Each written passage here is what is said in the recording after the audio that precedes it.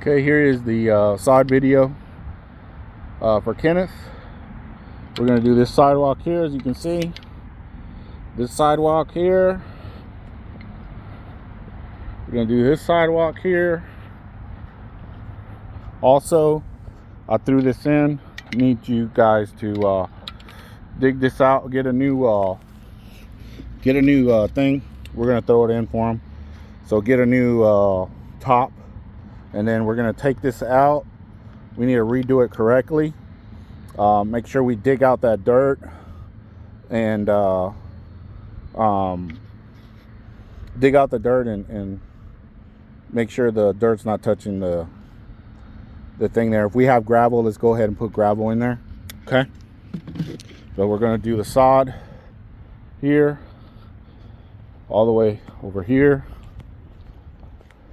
There's a line, basically a property line.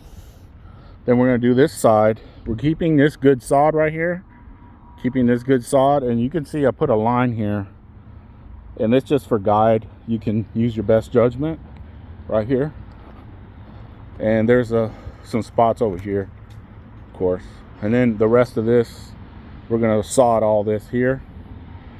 And then over here, they're going to remove this tree. This tree will be gone.